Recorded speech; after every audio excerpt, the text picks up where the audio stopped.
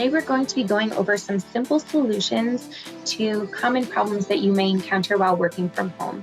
So today is not really a how-to video about any kind of application or collaboration tool. It's really just going over some troubleshooting and things that you can do while working from home if you encounter any problems. So this pandemic has accelerated the remote work model by about 7 years. So by that logic, we're really working in the year 2027. Of course, we would love to be working more like the Jetsons, but sometimes we do have to intervene and get hands-on with our devices to get them working. And since the onset of COVID-19, 51% of the American workforce is now work from home full-time, and 1 out of 3 of those remote workers feel that they have insufficient internet for effective telecommuting. So this may be an issue that could be solved with some simple troubleshooting, which we'll go over today. But we do, again, want to give you the tools to kind of fix those problems. If you see that it is a fixable issue, we want to make sure that you're able to do that. So some other issues that may arise without the right home office tools, you can face problems like lack of motivation. If you don't have the right tools, you may not be able to get yourself started in the morning, and that leads to lack of productivity. So if you're not getting started as early, you're not getting as much done, and it also creates a lack of focus. So if you don't have the right tools, you may be always thinking of a workaround, losing your focus, not good. So all of these things lead to a poor quality of work and increased stress. And that's the last thing that we want for our partners. So of course, we are going to provide you with some keys to working from home. So you can be sure to stay productive by making sure you have at least some of the following measures in place at home. So of course, the first thing that we want to talk about is reliable internet and making sure that you can count on your internet to have a strong signal so that you can conduct your video conferencing, collaboration using the internet. We want to make sure that your connection is strong. We also want to make sure that you're free from distractions. So you want to be in an area where you can kind of focus and get your work done. We want to make sure that we have antivirus software, and this is especially important if we are working from our personal devices, not a company-issued device. Make sure that anti-software is up to date. And we want to have a dedicated workspace. And we talked about this in another video, the work from home security video, about having a dedicated workspace for security reasons, but also just to be comfortable and be able to leave that workspace at the end of the day. And we do want to make sure that that space is a quiet space. That's especially true for those of us. I know my family is here. So just to get a quiet space to kind of get a meditative workspace if that's possible. And lastly, I do want to mention that you should get a schedule. You should put yourself to a schedule to just keep kind of the flow of your day. And this would also be a good time to use Microsoft To Do. You can check out that YouTube video as well. But you want to make sure that you're giving yourself enough time to complete your agenda, and also to give yourself a break. You can let your coworkers or your team know, from 2 to 3, I'm taking lunch, only contact me if it's an emergency, things like that, since we're not in an office and we can't just pop in and stay if you're around. So these are the first steps to success, but of course we're going to provide you with some more things that you can do. First things first, we're going to get to know your home network. So this would be finding out what your internet speed is. So let's talk about the speed that you need. And these are recommended internet speeds based on use. So we have 2 megabits per second all the way up to 25 megabits per second. And let's see what each of those are good for. So 2 megabits per second, good for one work device, really just used for email, social media, and audio conference call. Really not suitable for more than one device, not so good. The next is for 2+ work devices at once for video conferencing, uploading and downloading large documents. We don't really recommend that. What we do recommend is 25 megabits per second. And this allows for multiple devices and multiple people connecting to that network at once for streaming, gaming, online learning, video conferencing, things like that. 25 megabits per second, the minimum we recommend for working from home. It's really the deal breaker there. You have to have that in place if you want an effective telecommuting experience. Also, your router placement. If your signal is weak, it may be something as simple as just being too far from your router. So I'm going to give you two examples of a residential router placement scenario. So here we have the router, maybe in the living room. That seems like a pretty good spot if you have, streaming or anything like that. And we see the devices that kind of are on that first and second floor of the house. You have pretty good signal from there. But as we get further away from that router, we see that the signal is no longer reaching. So you have to set the expectations of how far your Wi-Fi can really reach and where your router is placed. Perhaps if it was more centrally located in one of those rooms, the signal may be able to branch out a little further. So that's something to consider. Another way to look at it is in an apartment building.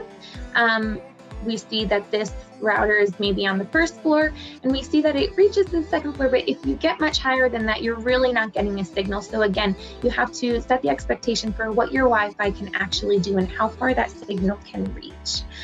So another thing that you can do is to conduct an internet speed test. And this is an easy way to make sure that your home internet is up to speed. So if you are a Microsoft user, you're going to open up Microsoft Edge and type speed test into the Bing search bar, and this is the image that's going to appear. You're just going to click start at the bottom of that image there, and then you're going to get how fast your internet speed is.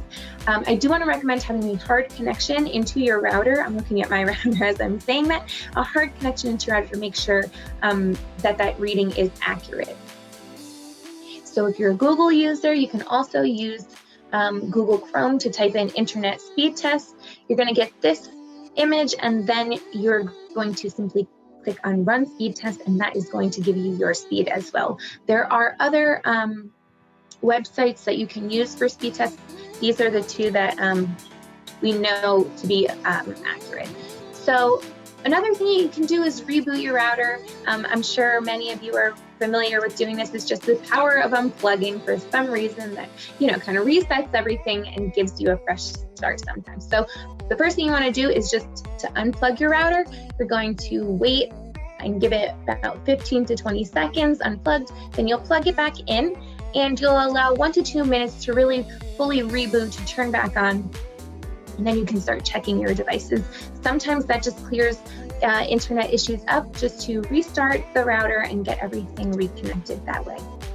So now we're going to go over some common challenges and the solutions to your most basic problems. A lot of these are internet related, as that is the foundation of working from home, getting connected and being able to access everything that you need. So let's fix it. The first problem that we're going to talk about is if your internet goes out, you face an outage, and making sure that all your work is saved. So the solution to that would be redundancy, and redundancy is just the inclusion of extra components or hardware, which are not necessary for the functioning of your network, but are really in place in case of a failure. So that's what we're talking about when we're talking about redundancy. And things to consider during an outage, as far as making sure that your work is saved, is if you are on a company issued laptop, that you want to be working on a shared drive or a cloud that has kind of an auto save feature, to make sure that just in case there is an outage, you can be sure that wherever you were working until it got saved. And if you are on a personal device, you want to make sure that you're backing up your workstation and make sure that backup is working. Really check at the periodically throughout the day to make sure that you are backing up your work. As far as redundancy, what you can do in case of an outage is have a personal hotspot going. So that's just on your cell phone. You turn it on and connect your devices. This is really good in case of emergency. You don't want to depend on this for your everyday work. This is really just in case there is an outage. And it's really only good for one device. If you do have more than one device that you will need to connect, you can consider a MiFi, and you can get this through some cell service providers. And this is just an extension really of your data. So this is really good for 1 to 2 devices. So again, not a permanent solution, but just in case of an outage. Something a little heavier would be a secondary internet service, which would provide you with a kind of failover. If you absolutely cannot be without internet service, this would be the option for you. Another problem with your internet is slow. How many times have you felt, oh, my internet is just a little sluggish? There are a few reasons why your internet will be slow. You can maybe not be getting the speed that you are promised. Maybe the internet speed, you conduct an internet speed test, it's just not enough. Maybe you are getting inadequate speed for your need, or you have a hardware that is insufficient for your service. So there are some things that you can do before contacting your internet service provider. That's the last thing that we want our partners to do. We want to make you, give you the tools to be able to solve those issues on your own. So you're going to conduct an internet speed test to kind of rule out any other problems. You want to reboot your device. And you also want to check for obstructions and check the equipment. So this is based on why you feel that your internet is slow. So let's talk about first, not getting a speed promise. How will you know that? You're going to conduct an internet speed test. Again, we suggest doing that with a hard connection. And then you're going to reboot to see if that can kind of restart the problem. Maybe your problem ends there. If not, then you want to contact your internet service provider and say, hey, I conducted the internet speed test. I'm not getting what I'm promised. I think there's an issue on your end. Can you please help? I also want to remind our partners here that there is a loss with wireless. It's not going to be as consistent or as strong with a hard connection. That's when you're really getting the full volume of your network. If you are paying for 100 over 100, and you see that you're getting 90 not over 90 when you do the speed test, that's still pretty good. You want to start worrying when it's like 10 over 10. Then you want to start worrying and saying that's definitely not what I'm paying for.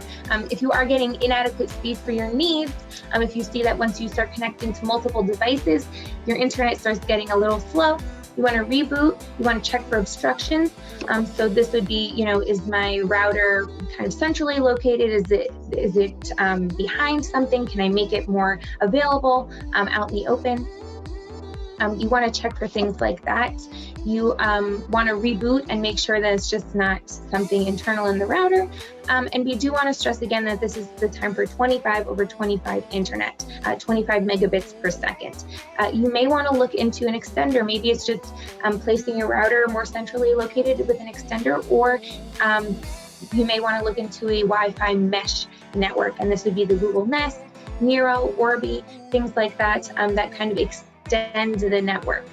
So those are things that you may want to consider before contacting your ISP. And again, this is a residential solution. This isn't something that you'd want to bring into a commercial or your business network. Simply for security reasons, you wouldn't be able to separate your guest networks, things like that, for that Wi-Fi mesh network. This is really for a residential purpose. The last thing that may be causing your slow internet is your hardware is insufficient for your service. So if you conduct a speed test, you reboot, you may just want to check your equipment, and this could be your physical router. Maybe it's just not, maybe it's old. If you're a loyal customer to your ISP and you've been with them a while, maybe it's just time to upgrade your equipment. Maybe your device is old, the cabling, you may need to think about how your internet is wired, things like that. You can also check the other ISPs in your area. Maybe there's somebody who's better for you, but you do need to keep in mind, if you do live in an apartment building, that your building may only be equipped to handle maybe 2 of those ISPs. So just keep in mind those things when you're looking into who you have service coming from.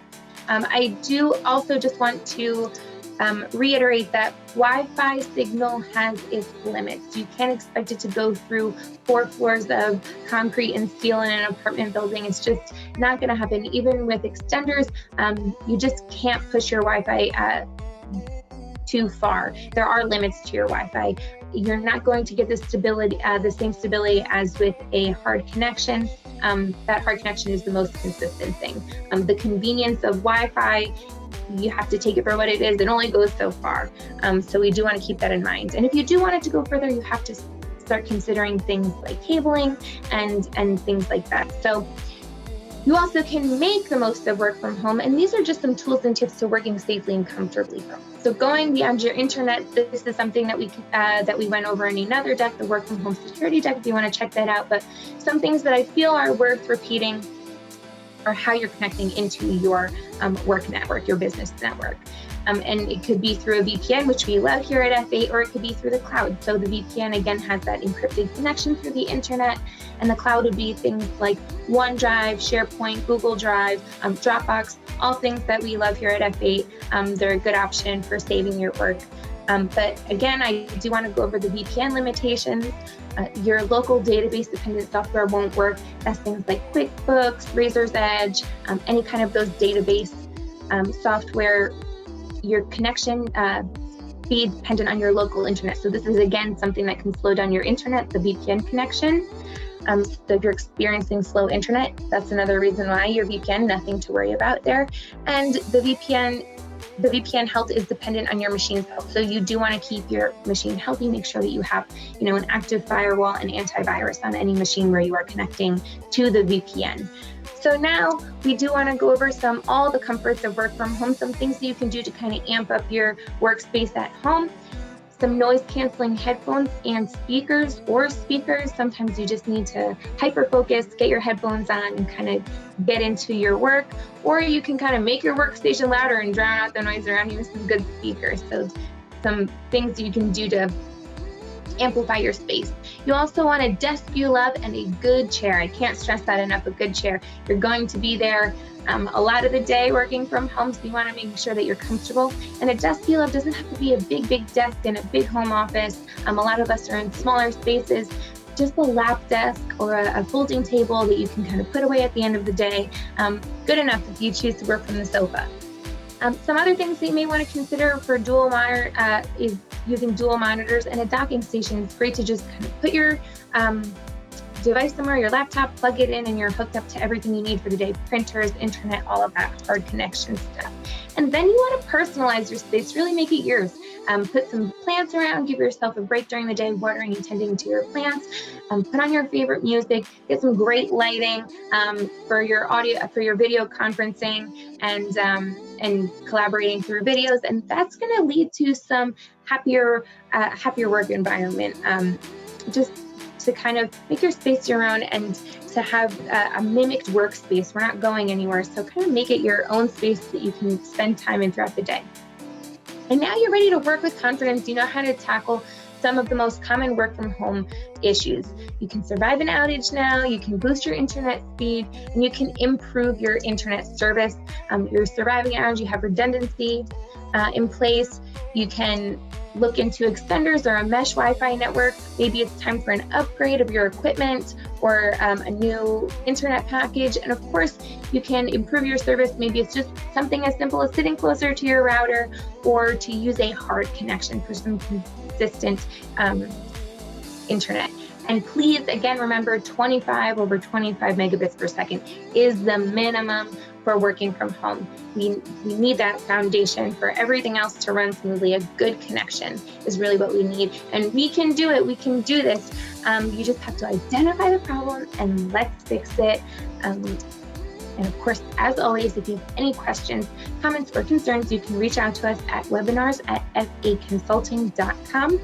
Thanks again for joining us on our talk on how to solve some of your most common work from home problems. I hope you learned something new today. And of course, again, please reach out to us with any questions, comments, and concerns. Check out our other videos as well. I hope you join us again. Thanks and have a great day. Bye-bye.